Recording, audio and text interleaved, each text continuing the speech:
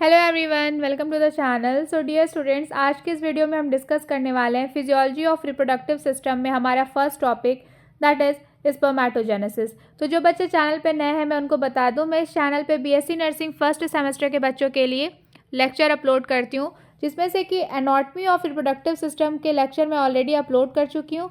तो आप उसको देखने के लिए मैं इस वीडियो के कमेंट सेक्शन में इस एनाटॉमी का लिंक पिन कर दूंगी, आप उस वीडियो को देख लीजिएगा।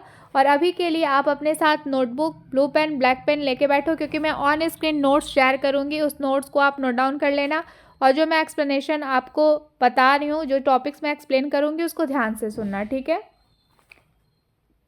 तो ये है पूरा फिजियोलॉजी, मतलब स्पर्म, एक मैच्योर स्पर्म सेल बनने के प्रोसेस को ये फ्लो चार्ट में है। तो ये आप इसको स्क्रीनशॉट ले लो और अपनी नोटबुक में बनाना है इसको। अगर एग्ज़ाम में आपसे पूछता है स्पर्मेटोजेनेसिस के बारे में तो आपको ये डायग्राम बनाना है, ठीक है। तो मैं आपको थोड़ा सा इधर एक्सप्लेन करती हूँ। देखो, सबसे पहले ये क्या है 2n, एक ये स्पर्मेटोगोनिया है, ठीक है। बेसिकली स्पर्मेटोजेनेसिस में हम यही पढ़ते हैं कि स्पर्मेटोगोनिया से स्पर्म बनने के प्रोसेस को ही हम स्पर्मेटोजेनेसिस बोलते हैं, ठीक है। तो स्पर्मेटोगोनिया में सबसे पहले माइटोसिस होता है, तो क्या बनता है प्राइमरी स्पर्मेटोसाइट्स, ठीक है। फिर इस प्राइमरी स्पर्मेटोसाइट्स में जब कौन सा सेल डिवीज़न होगा, मियोसिस फर्स्ट होगा, ठीक है। जब मियोसिस फर्स्ट होगा तो हमको 2 हैप्लॉइड सेल्स मिलेंगे, जिसको हम क्या बोलते हैं सेकेंडरी स्पर्मेटोसाइट्स, ठीक है। फिर इस सेकेंडरी स्पर्मेटोसाइट्स में अब ये मियोसिस सेकेंड होता है, ठीक है। मियोसिस सेकेंड होता है तो ये जो 2 स्पर्मेटोसाइट्स हमको मिली थी, ये दोनों स्पर्मेटोसाइट्स 2-2 में डिवाइड्स हो जाएंगी, ठीक है। तो हमको एट लास्ट क्या मिल रहा है, 4 स्पर्मेटिड्स मिल रहा है। फिर स्पर्मेटिड्स से अब फाइनली क्या बनेगा, स्पर्म सेल बनेगा। और स्पर्मेटिड से स्पर्म सेल बनने के प्रोसेस को हम क्या कहते हैं, स्पर्मियोजेनेसिस कहते हैं, ठीक है। तो ये जो फ्लो चार्ट आप देख रहे हैं सामने, हम पूरे स्पर्मेटोजेनेसिस के आज के इस लेक्चर में ये सारे पॉइंट्स को अच्छे से समझेंगे, ठीक है। तो आप पहले इसको वीडियो को पॉज करके इसको अपने नोटबुक में ड्रॉ कर लो। तो आगे चलते हैं। सबसे पहले हम इंट्रोडक्शन से स्टार्ट करते हैं। तो हम देखते हैं कि स्पर्मेटोजेनेसिस होता क्या है। देखो, बायोलॉजी की एक बहुत अच्छी बात है कि उसके हेडिंग को अगर आप ध्यान से पढ़ोगे तो उसकी मीनिंग आपको सबसे पहले पता चल जाएगी। तो देखो, इसमें 2 वर्ड हमको देखने को मिल रहा है, एक तो हमको स्पर्मेटो और दूसरा हमको जेनेसिस, ठीक है। तो स्पर्मेटो में आप पहला देखो तो क्या है, स्पर्म, ठीक है। और जेनेसिस का मतलब क्या होता है, फॉर्मेशन, ठीक है। जेनेसिस का मतलब होता है फॉर्मेशन या आप कह लो प्रोडक्शन, फॉर्मेशन या फिर प्रोडक्शन, मतलब किसी चीज़ के बनने के प्रोसेस को हम क्या कहते हैं, जेनेसिस कहते हैं। किसी चीज़ का बनना, दैट इज जेनेसिस। तो यहाँ स्पर्मेटोजेनेसिस है, इट मीन्स दैट कि हम स्पर्म कैसे बनता है, स्पर्म का कैसे फॉर्मेशन होता है, हम वो देखेंगे, ठीक है। तो spermatogenesis is the process by which sperm cells, spermatozoa, are produced from precursor cells called spermatogonia. तो देखो, स्पर्मेटोजेनेसिस एक प्रोसेस है जिसमें स्पर्म सेल्स, ठीक है, स्पर्म सेल्स को हम क्या बोलते हैं, स्पर्मेटोजोआ बोलते हैं। स्पर्मेटोजोआ प्रोड्यूस होता है, किससे प्रोड्यूस होता है, प्रिकर्सर सेल, मतलब क्या होता है कि ये किसी पहले बने स्पर्मेटोगोनिया, ठीक है। स्पर्मेटोगोनिया से स्पर्म सेल बनने के प्रोसेस को हम क्या कहते हैं, स्पर्मेटोजेनेसिस बोलते हैं, ठीक है। स्पर्मेटोगोनिया से स्पर्म सेल बनने के प्रोसेस को हम स्पर्मेटोजेनेसिस बोलते हैं। This process takes place in the seminiferous tubules of the testes and involves several stages ensuring the formation of mature and functional sperm। तो देखो, ये जो प्रोसेस है स्पर्मेटोगोनिया से स्पर्म सेल बनने का जो प्रोसेस है, ये कहाँ होता है, सेमनिफेरस ट्यूब्यूल्स में होता है। और सेमनिफेरस ट्यूब्यूल्स कहाँ प्रेजेंट होता है, टेस्टिस में प्रेजेंट होता है। तो जब मैं एनाटॉमी ऑफ रिप्रोडक्टिव सिस्टम में, जब मेल रिप्रोडक्टिव सिस्टम के एनाटॉमी पढ़ाई हूँ, तो मैं उधर ये चीज़ें आपको बता चुकी हूँ, ठीक है। तो एनाटॉमी ऑफ रिप्रोडक्टिव सिस्टम का पूरा प्लेलिस्ट का लिंक इस वीडियो के कमेंट सेक्शन में पिन रहेगा, आप देख लीजिएगा। तो सेमनिफेरस ट्यूब्यूल कहाँ प्रेजेंट है, टेस्टिस में। और इसी सेमनीफेरस ट्यूब्यूल्स में क्या हो रहा है, स्पर्मेटोगोनिया से स्पर्म बनने का प्रोसेस, दैट इज स्पर्मेटोजेनेसिस होता है। ठीक है, तो स्पर्मेटोजेनेसिस में बहुत मतलब डायरेक्ट तो कोई चीज़ बन नहीं जाती है, तो सेवरल स्टेजेस होते हैं। ठीक है, तो स्पर्मेटोगोनिया से स्पर्म जो बनता है उसमें कई सारे स्टेजेस आते हैं, फिर फाइनली जाके हमको एक मैच्योर और फंक्शनल स्पर्म मिलता है। ठीक है, तो सबसे पहली चीज़ आप ये देखो कि कौन कौन से स्टेजेस आते हैं एक स्पर्म बनने में। तो सबसे पहले आएगा हमारा स्पर्मेटोगोनियल फेज। ठीक है, स्पर्मेटोगोनियल फेज, और इसमें कौन सा डिवीज़न होता है, माइटोटिक डिवीज़न होता है। देखो सेल डिवीज़न मैं ऑलरेडी पढ़ा चुकी हूँ, जिसमें माइटोटिक या फिर माइटोसिस और मियोसिस के बारे में हम बहुत डिटेल में डिस्कस कर चुके हैं। ठीक है, तो आप अगर आप ये सारे लेक्चर्स देखना चाहते हो तो मेरे चैनल के होम पेज पे जाइए, उधर से प्लेलिस्ट सेक्शन में आप जाएंगे तो आपको जितनी भी मैंने वीडियो अपलोड कर रखी हैं सब कुछ आपको एक सीक्वेंस में मिल जाएगा। ठीक है, तो सबसे पहले आता है स्पर्मेटोगोनियल फेज, जिसको हम बोलते हैं माइटोटिक डिवीज़न। ठीक है, देन आता है माइटोटिक डिवीज़न होता है, आप इतना ध्यान रखो कि स्पर्मेटोगोनियल फेज में माइटोटिक डिवीज़न होता है। देन आता है स्पर्मेटोसाइट फेज, तो स्पर्मेटोसाइट फेज में कौन सा डिवीज़न होता है, मियोटिक डिवीज़न होता है। स्पर्मेटिड फेज आता है, फिर उसमें स्पर्मेटिड फेज में क्या होता है, स्पर्मियोजेनेसिस होता है, मतलब कि स्पर्मियोजेनेसिस, स्पर्म बनता है। फिर आता है स्पर्मिएशन, एंड देन फिफ्थ पे आएगा मैच्योरेशन इन द एपिडिडाइमिस। तो जो एपिडिडाइमिस होता है मेल रिप्रोडक्टिव सिस्टम में, उसमें स्पर्म का फिर मैच्योरेशन होगा। तो ये कुछ इतने 5 स्टेजेस के बारे में हमको पढ़ना है। तो देखो मैं आपको थोड़ा सा माइटोटिक और मियोटिक का इंट्रोडक्शन दे दूं। जो माइटोटिक डिवीज़न होता है ये इक्वेशनल डिवीज़न होता है, मतलब इसमें क्या होता है कि नंबर ऑफ क्रोमोसोम्स बढ़ते हैं। ठीक है, नंबर ऑफ क्रोमोसोम जो होता है ये इसमें इंक्रीज़ होता है। वहीं जो मियोटिक डिवीज़न की अगर हम बात करें तो मियोटिक डिवीज़न क्या होता है, रिडक्शनल डिवीज़न होता है। ठीक है, मियोटिक डिवीज़न क्या होता है, रिडक्शनल डिवीज़न होता है। रिडक्शनल डिवीज़न मतलब जब डिवीज़न के बाद जो भी सेल मिलेगा उसमें क्रोमोसोम नंबर्स क्या होते हैं, हाफ हो जाते हैं। ठीक है, तो अब वन बाय वन हम इन सारे फेजेस को डिटेल में डिस्कस कर लेते हैं। तो सबसे पहले आता है हमारा स्पर्मेटोगोनियल फेज, जिसमें क्या होता है, माइटोटिक डिवीज़न होता है। तो spermatogonia are the stem cells. तो जो स्पर्मेटोगोनिया होते हैं वो हमारे स्टेम सेल्स होते हैं जो कि सेमनीफेरस ट्यूब्यूल्स में प्रेजेंट होते हैं। ठीक है, और इन्हीं स्पर्मेटोगोनिया सेल्स में माइटोटिक डिवीज़न होता है, ताकि क्या हुआ रहे, एक स्पर्मेटोगोनिया का कांस्टेंट पॉपुलेशन मेंटेन रहे। ठीक है, तो सबसे पहले पॉइंट आप यहाँ पे नोटिस करो कि स्पर्मेटोगोनिया आर स्टेम सेल्स। तो स्टेम सेल्स क्या होते हैं, स्टेम सेल्स ना बेसिकली अनडिफ्रेंशिएटेड सेल्स होते हैं। ये अनडिफ्रेंशिएटेड सेल्स होते हैं और इनके पास पोटेंशियल होती है, एबिलिटी होती है कि ये बार बार, ठीक है, डिवाइड करें और फर्दर सेल्स बनाते रहें, मतलब कि डिवाइड करने की और स्पेशलाइज्ड सेल बनने के इनके पास एबिलिटी होती है। तो ये वो सेल्स होते हैं जिससे और ज़्यादा सेल बनता है, एक तरीके से आप इसको मदर सेल बोल सकते हो। बट ये स्टेम सेल्स, तो स्पर्मेटोगोनिया क्या होता है, स्टेम सेल्स होते हैं। ठीक है, मतलब इसी स्पर्मेटोगोनिया में डिवीज़न होगा, कौन सा डिवीज़न होता है, माइटोटिक डिवीज़न होगा, और फिर आगे स्पर्म बनते रहेंगे। फिर टाइप्स ऑफ, अगर स्पर्मेटोगोनिया की हम बात करें तो 2 टाइप के स्पर्मेटोगोनिया होते हैं, जो टाइप ए और टाइप बी।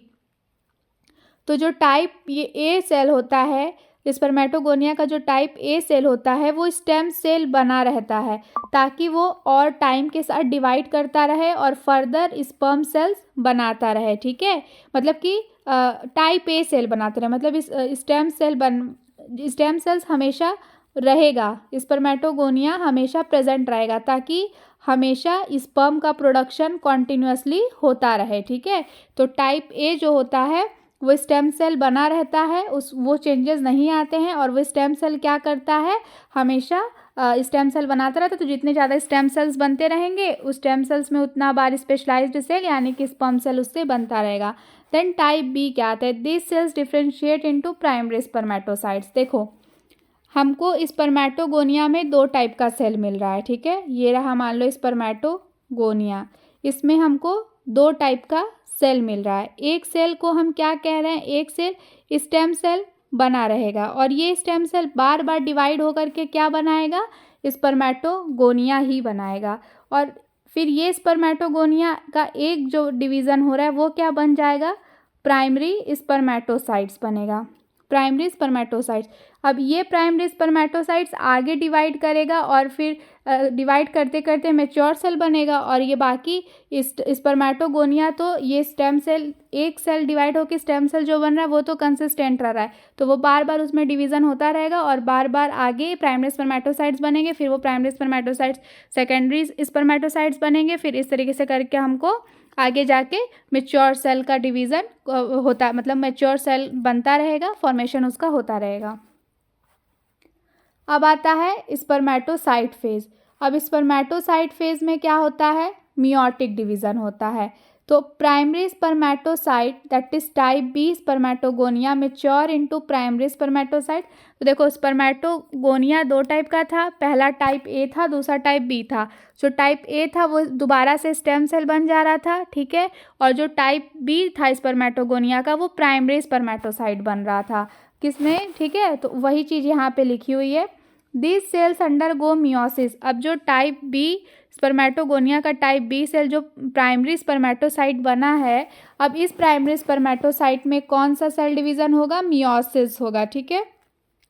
2 step division. तो देखो मियोसिस में 2 स्टेप होता है ना, एक मियोसिस फर्स्ट होता है और एक मियोसिस सेकेंड होता है। तो इस वही कहा है कि ये 2 स्टेप डिवीज़न होता है, that reduces the chromosome number. मैं पहले ही बता चुकी हूँ कि मियोटिक डिवीज़न रिडक्शन डिवीज़न होता है जिसमें कि क्रोमोसोम नंबर हाफ हो जाता है, ठीक है। इसका फ्रॉम डिप्लॉइड टू हैप्लॉइड। तो देखो स्पर्मेटोगोनिया जो था वो तो डिप्लॉइड सेल था ना, तो उसमें डिवीज़न हुआ तो प्राइमरी स्पर्मेटोसाइट बना, फिर प्राइमरी स्पर्मेटोसाइट में जब डिवीज़न होगा तो हमको हैप्लॉइड सेल मिलेगा, ठीक है।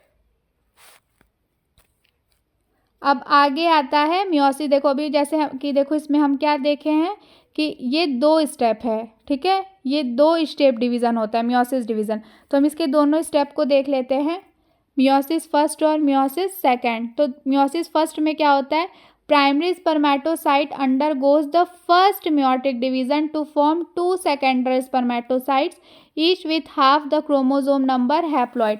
तो देखो जो मियोसिस फर्स्ट में क्या होगा, जो स्पर्मेटोगोनिया से प्राइमरी स्पर्मेटोसाइट बना है, अब वो प्राइमरी स्पर्मेटोसाइट में पहला मियोटिक डिवीज़न होगा और उससे हमको 2 सेकेंडरी स्पर्मेटोसाइट, ठीक है, 2 सेकेंडरी, पहले वाले प्राइमरी स्पर्मेटोसाइट सेल में हमको 2 सेकेंडरी स्पर्मेटोसाइट सेल अब मिलेंगे, ठीक। फिर मियोसिस सेकेंड में क्या होगा, each secondary spermatocytes then undergoes the second meiotic division. तो प्राइमरी स्पर्मेटोसाइट में फर्स्ट मियोटिक डिवीज़न हुआ तो हमको 2 सेकेंडरी स्पर्मेटोसाइट मिले। अब इस 2 सेकेंडरी स्पर्मेटोसाइट में मियोसिस सेकेंड होगा, ठीक है। तो फिर हमको क्या, मियोसिस सेकेंड हुआ, ठीक। तो अब यहाँ पे मियोसिस सेकेंड तो हो जा रहा है, लेकिन यहाँ पे डीएनए का कोई रेप्लिकेशन नहीं होगा, ठीक है, डीएनए यहाँ पे नहीं रेप्लिकेट होगा, मतलब कि डीएनए का जितना क्रोमोसोम का नंबर था वो रहेगा। फिर resulting in 4 spermatids, DNA replicate नहीं हो रहा है सेकेंडरी स्पर्मेटोसाइट में, सेकेंड मियोसिस डिवीज़न हो रहा है, तब फिर क्या हमको मिलेगा, 4 स्पर्मेटिड्स मिलेंगे, ठीक है। फिर दीज स्पर्मेटिड्स आर हैप्लॉइड, और ये स्पर्मेटिड्स हैप्लॉइड रहेंगे, हैप्लॉइड मतलब इनका क्रोमोसोम नंबर n रहेगा ये, ठीक है, हैप्लॉइड रहेंगे। फिर meaning they contain half the genetic material, मतलब वही क्रोमोसोम नंबर जिसका 46 होता है उसको हम 2n बोलते हैं, और जिसका हाफ हो जाता है 23 उसको हम n बोलते हैं, मतलब कि हैप्लॉइड, ठीक है। Meaning they contain the half the genetic material of the original spermatogonium. अब देखो आपको कन्फ्यूज़न ना हो इसलिए मैं दोबारा से सारी चीज़ें रिपीट कर रही हूँ। सबसे पहले हमको स्पर्मेटोगोनिया मिला जिसका क्रोमोसोम नंबर 46 था। स्पर्मेटोगोनिया में मियोटिक डिवीज़न हुआ, स्पर्मेटोगोनिया में माइटोटिक डिवीज़न हुआ, ठीक है, माइटोटिक या माइटोसिस बोलो, माइटोटिक डिवीज़न हुआ। तब हमको क्या मिलता है, प्राइमरी स्पर्मेटोसाइट्स, ठीक है। प्राइमरी स्पर्मेटोसाइट्स में क्या होगा, सबसे पहले मियोसिस फर्स्ट होगा, तब हमको मिलेगा सेकेंडरी, ठीक है, सेकेंडरी स्पर्मेटोसाइट्स। फिर सेकेंडरी स्पर्मेटोसाइट्स में सेकेंड मियोसिस डिवीजन होगा, सेकेंड मियोटिक डिवीजन, तो हमको 4 स्पर्मेटिड्स मिलेंगे, ठीक है, 4 स्पर्मेटिड्स। और ये स्पर्मेटिड्स का क्रोमोसोम नंबर हाफ हो चुका रहेगा, दैट इज n हो चुका रहेगा, ठीक है।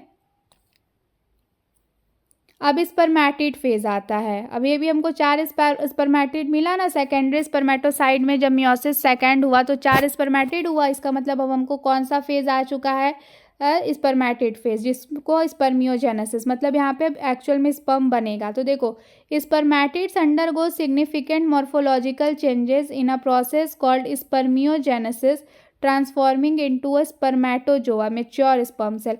अब स्पर्मेटिड में फाइनली कुछ मॉर्फोलॉजिकल चेंजेस होंगे। मॉर्फोलॉजिकल चेंजेस मतलब उनके फिजिकल स्ट्रक्चर में कुछ चेंजेस होगा, कुछ डिफ्रेंसिएशन होगा, तब वो क्या बन जाएंगे, और मतलब जो चेंजेस हो रहा है उस प्रोसेस को स्पर्मियोजेनेसिस बोलो। स्पर्मियोजेनेसिस मतलब स्पर्म बनने का प्रोसेस। तो अब वो फाइनली क्या किस में ट्रांसफॉर्म हो जाएगा, स्पर्मेटोजोआ में। स्पर्मेटोजोआ ही हमारा क्या है, मैच्योर स्पर्म सेल है। मतलब देखो, स्पर्मेटोगोनिया से spermatozoa, that is mature sperm cell बनने के प्रोसेस को ही तो हम स्पर्मेटोजेनेसिस कह रहे हैं, ठीक है। अब यहाँ पे स्पर्मेटिड फेज में हमको क्या मिल जाता है, मॉर्फोलॉजिकल चेंजेस होता है स्पर्मेटिड्स में, और फाइनली हमको मैच्योर स्पर्म सेल बन जाता है। मतलब हमको, जैसे हम तो भाई प्रोसेस पढ़ रहे हैं, तो जो एक मेल की बॉडी होती है उसमें फाइनली ये spermatozoa that is mature cell spermatid phase पे बनता है, ठीक है। फिर की ट्रांसफॉर्मेशंस ड्यूरिंग स्पर्मियोजेनेसिस। तो स्पर्मियोजेनेसिस के टाइम पे हम देख रहे हैं कि जो स्पर्मेटिड है उसमें मॉर्फोलॉजिकल चेंजेस होते हैं और वो फाइनली मैच्योर स्पर्म सेल्स में बन जाता है। तो वो कौन कौन से मॉर्फोलॉजिकल चेंजेस होते हैं, सबसे पहले डेवलपमेंट ऑफ एक्रोजोम। सबसे पहले एक्रोजोम का डेवलपमेंट होता है। तो एक्रोजोम क्या होता है, acrosome cap like structure forms over the nucleus and contains enzymes necessary for fertilizing the egg। तो देखो, जब आप इस स्पर्म का वो देखोगे स्ट्रक्चर तो कुछ इस तरीके से होगा, ठीक है। तो ये जो कैप लाइक स्ट्रक्चर है दैट इज एक्रोजोम, और इस एक्रोजोम में कुछ एंजाइम्स प्रेजेंट होते हैं, ठीक है। ये एंजाइम्स इनका होना बहुत ज़रूरी है ताकि ये जो स्पर्म है, ठीक है, ये जो स्पर्म है जब ये ओवम को फ्यूज़ करने के लिए जाए तब उसको इस एंजाइम्स की ज़रूरत पड़ती है। तो सबसे पहले स्पर्म के फॉर्मेशन में जब उसका मॉर्फोलॉजिकल चेंजेस आप देख रहे हो तो उसमें क्या हो रहा है, सबसे पहले एक्रोजोम बन रहा है, ठीक है। और एक्रोजोम क्या है, एक कैप लाइक स्ट्रक्चर होता है जो कि न्यूक्लियस के ऊपर, मतलब स्पर्म के न्यूक्लियस के ऊपर फॉर्म होगा और वो एंजाइम कंटेन करता है। और ये एंजाइम्स किस लिए ज़रूरी होते हैं, एग को फर्टिलाइज करने के लिए। देन न्यूक्लियर कंडेंसेशन, तो न्यूक्लियस जो होगा स्पर्म का वो कंडेंस्ड हो जाएगा, ठीक है, और स्ट्रीमलाइन मतलब कंडेंस्ड हो जाएगा। और कॉम्पैक्ट शेप, मतलब मान लो अगर उसका शेप कुछ इस तरीके से था तो वो कंडेंस्ड होके इस तरीके का हो जाएगा, ठीक है।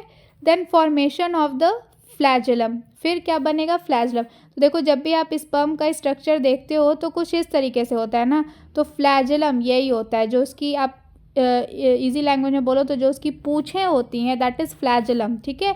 और वो क्या करता है, उसको देखो, उसको बोला भी कि स्पर्मेटिड्स में टेल हो जाती है, ठीक है, जिसको फ्लैजेलम बोलते हैं। और ये मोटिलिटी, जो स्पर्म, जैसे कि हम हमेशा से पढ़ते आए हैं कि स्पर्म जो है ये मूव करता है ना, तो इसके मोटिलिटी में, इसके मूवमेंट में इसको मतलब कि ये अच्छे से सर्विक्स में, जब फीमेल के सर्विक्स में एंटर करता है तो जब ये इजीली स्विम कर पाए, इसलिए उसको ये मोटिलिटी कौन प्रोवाइड करता है, ये फ्लैजेलम, ठीक है। Then shedding of excess cytoplasm, then जो एक्सेस साइटोप्लाज्म होंगे वो गिर जाएंगे। तो spermatid shed much of it cytoplasm creating a more streamlined structure. तो देखो, मान लो अगर आपका पहले स्पर्म फॉर्म हो रहा है तो उसका स्ट्रक्चर कुछ है, तो मान लो इस पर कुछ एक्स्ट्रा साइटोप्लाज्म है तो ये सब शेड ऑफ हो जाएंगे, ठीक है, हट जाएंगे। और फाइनली स्पर्म का एक अच्छा सा स्ट्रीमलाइन स्ट्रक्चर बन के तैयार हो जाता है, जिसको आप हम मैच्योर स्पर्म सेल्स बोलते हैं। ठीक, अब फाइनली स्पर्मिएशन। स्पर्मिएशन क्या होता है? स्पर्म रिलीज होने के प्रोसेस को स्पर्मिएशन बोलते हैं।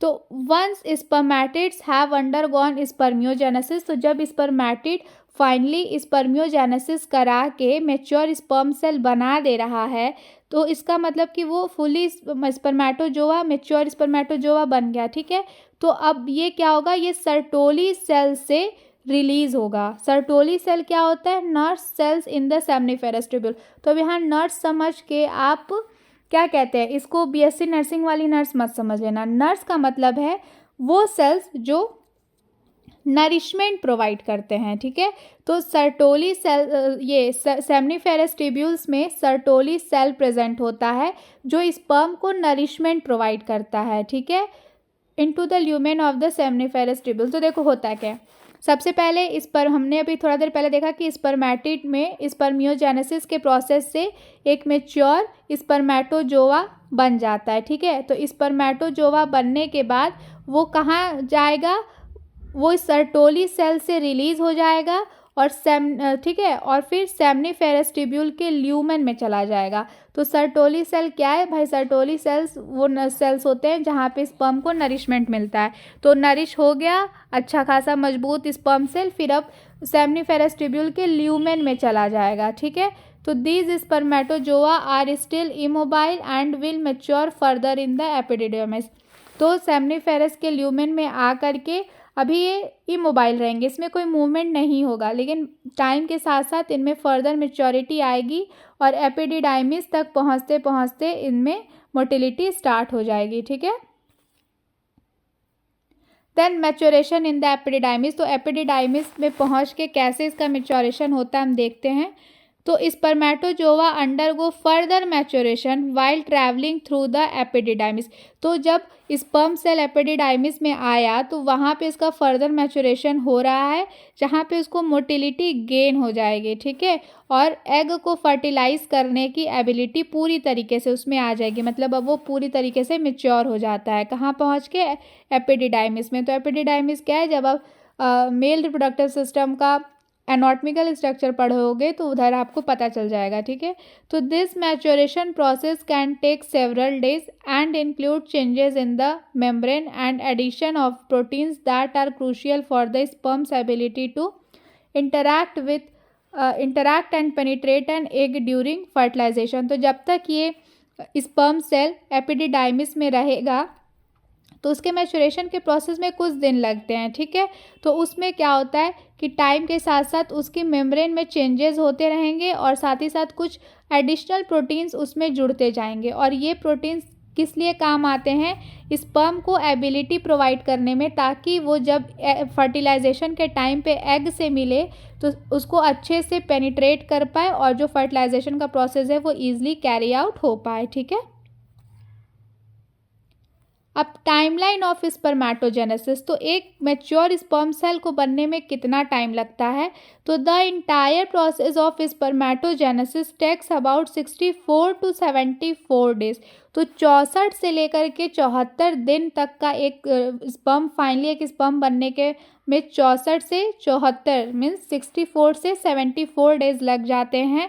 ठीक है, after which spermatozoa are stored in the epididymis until ejaculation. तो देखो 64 से 74 डेज में अभी हमने जितना प्रोसेस पढ़ा है कि स्पर्मेटोगोनिया से पहले, जैसे स्पर्मेटोगोनिया में क्या हुआ? माइटोटिक डिवीज़न हुआ, तो फिर प्राइमरी स्पर्मेटोसाइट्स बना, फिर सेकेंडरी स्पर्मेटोसाइट्स बना। ठीक है, फिर उसके बाद स्पर्मेटिड्स बना, फिर स्पर्मेटिड्स में क्या हुआ? फिर स्पर्म बने, फिर स्पर्म आ करके आपका एपिडिडाइमिस में स्टोर हुआ। तो ये सारे प्रोसेस होने में 64 से 74 डेज लगेगा। फिर उसके बाद एपिडिडाइमिस में तब तक स्पर्म स्टोर रहेगा जब तक कि कोई मेल इजैकुलेट ना करे। ठीक है, तो जब इजैकुलेशन होगा तो फिर एपिडिडाइमिस से स्पर्म निकल के बाहर इजैकुलेट हो जाएगा। ठीक है, तो इस तरीके से कुछ एक प्रोसेस होता है एक स्पर्म के बनने का।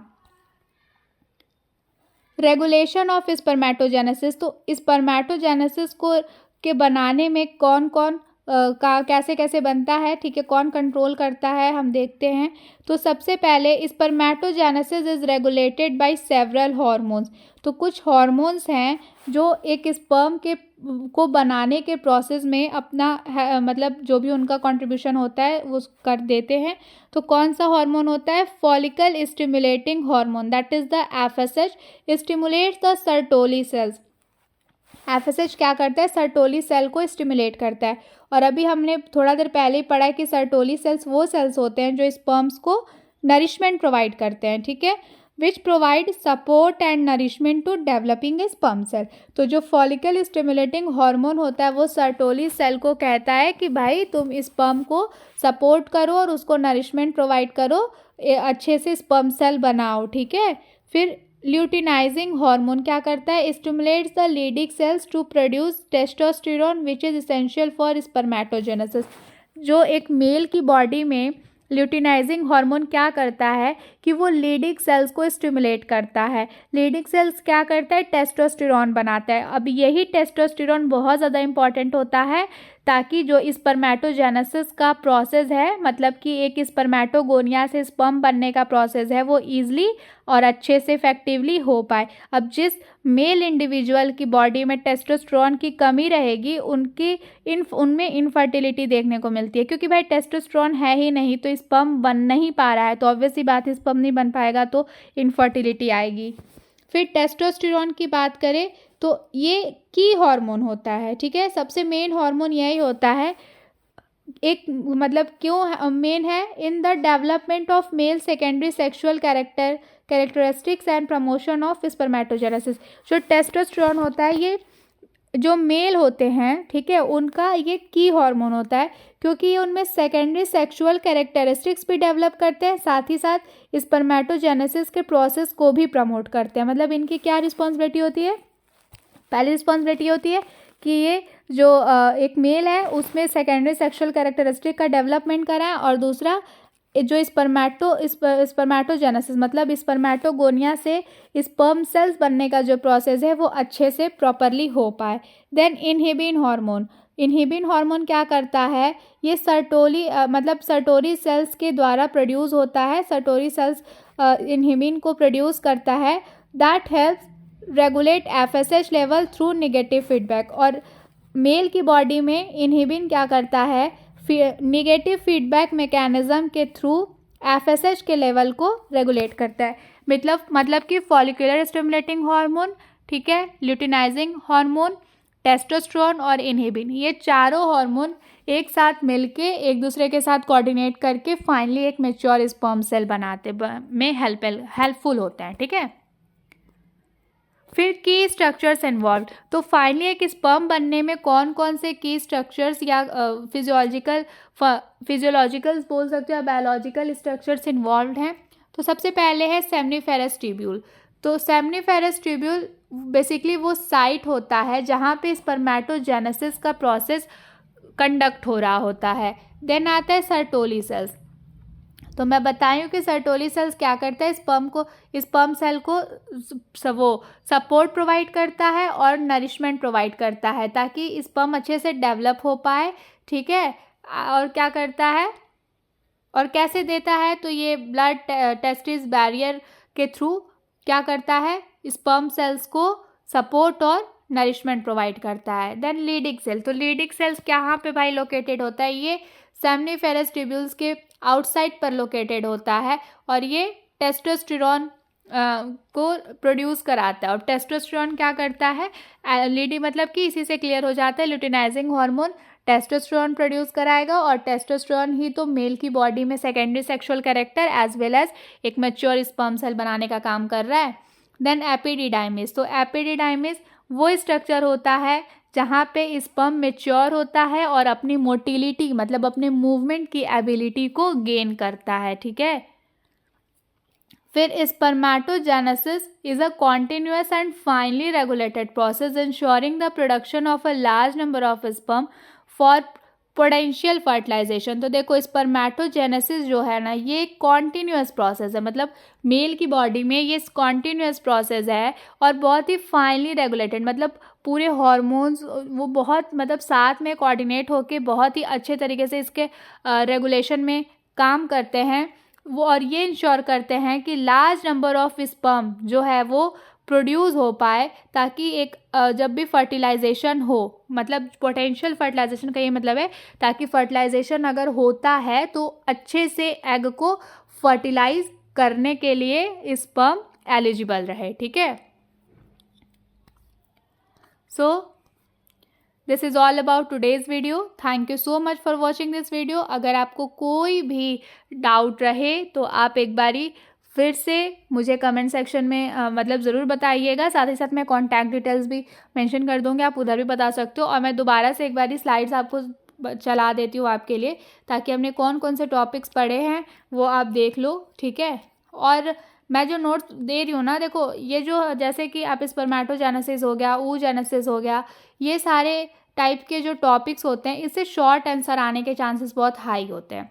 तो फिजियोलॉजी में स्पर्मेटोजेनेसिस और oogenesis दोनों क्वेश्चन आ सकता है, इम्पॉर्टेंट है एग्जाम के पॉइंट ऑफ व्यू से। ठीक है, तो देखो सबसे पहले हमने स्पर्मेटोजेनेसिस का इंट्रोडक्शन देखा है, और उसके भी पहले हमने ये डायग्राम देखा था। तो आई होप कि मैं आपसे बोली थी कि आप पॉज करके डायग्राम बना लो, तो आपने बना लिया होगा। ठीक है, फिर उसके बाद हम सबसे पहले इंट्रोडक्शन देखे हैं, स्पर्मेटोजेनेसिस होता क्या है। देन इसमें फेजेस होते हैं, spermatogonial phase, spermatocytes phase, spermatid phase, spermiation और मैच्योरेशन। वीडियो को स्किप मत करना, हम क्विक रिवीजन कर रहे हैं।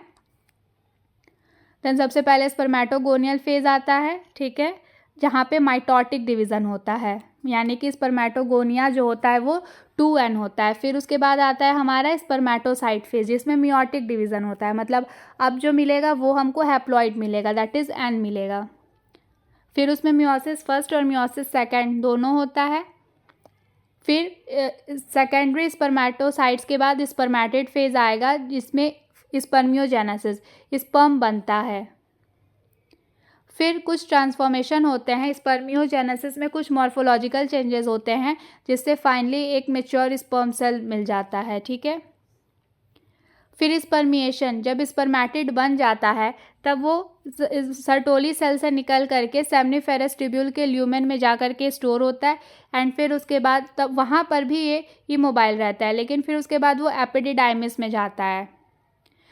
एपिडिडाइमिस में इसका फाइनल मैच्योरेशन होता है, जहाँ पे इसको मोबिलिटी गेन होती है, मोबिलिटी आ जाती है स्पर्म में। इसका मतलब फिर एक स्पर्म को बनने में, एक स्पर्मेटोजेनेसिस का पूरा प्रोसेस कंडक्ट होने में लगभग 64 से 74 डेज लग जाते हैं। ठीक, और फिर एपिडिडाइमिस में तब तक स्पर्म स्टोर रहता है जब तक कि कोई मेल इजैकुलेट नहीं करे। जैसे वो इजैकुलेट करेगा तो जो भी स्पर्म बना रहेगा वो बाहर निकल जाते हैं। देन रेगुलेशन, तो जो हार्मोन्स इसमें इन्वॉल्व थे वो कौन से थे? फॉलिकुलर स्टिमुलेटिंग हार्मोन थे, ल्यूटिनाइजिंग हार्मोन थे, टेस्टोस्टेरोन था और इनहिबिन था। देन की स्ट्रक्चर्स जो पूरे स्पर्मेटोजेनेसिस के प्रोसेस में इन्वॉल्व हैं, तो सेमनीफेरस ट्यूब्यूल से, सर्टोली सेल से, लीडिक सेल से, एपिडिडाइमिस है, और फाइनली स्पर्मेटोजेनेसिस जो होता है ये एक कॉन्टिन्यूअस प्रोसेस होता है। ठीक है, और फाइनली रेगुलेटेड प्रोसेस होता है, जो ये इंश्योर करता है कि लार्ज नंबर ऑफ स्पर्म्स का प्रोडक्शन होता रहे, ताकि फर्टिलाइजेशन के जो पोटेंशियल है, जो उसकी एबिलिटी है वो बनी रहे। ठीक है, जब एक फर्टिलाइजेशन हो तो स्पर्म इतना स्ट्रॉन्ग रहे कि वो एग को ईजिली फर्टिलाइज कर पाए। Okay, so this is all about today's video. Thank you so much for watching this video. अब आपकी कुछ ड्यूटीज़ हैं, जैसे कि आपको वीडियो को लाइक करना है, अपने जो भी फ्रेंड्स हैं नर्सिंग के आपके या फिर पैरामेडिकल के, उनके साथ इस वीडियो को शेयर करो, एंड मोस्ट इम्पॉर्टेंट चैनल को सब्सक्राइब करके बेल आइकन ज़रूर से ऑन कर लेना। ठीक है, जिससे अपकमिंग लेक्चर्स के सारी नोटिफिकेशन आपको मिलती रहे। So once again thank you so much for watching the video. ठीक है, और अपना ध्यान रखो, पढ़ाई करते रहो। हम जल्दी मिलेंगे नेक्स्ट वीडियो में, और हम नेक्स्ट वीडियो में क्या डिस्कस करेंगे? oogenesis, मतलब जिस तरीके से हमने स्पर्म बनने के प्रोसेस को देखा, अब हम इसके बाद एग, फीमेल एग, ओवम कैसे बनता है हम वो देखेंगे। ठीक है, तो चैनल को सब्सक्राइब करके बेल आइकन ऑन कर लेना, जिससे अपकमिंग लेक्चर्स की सारी नोटिफिकेशन आपको मिलती रहे।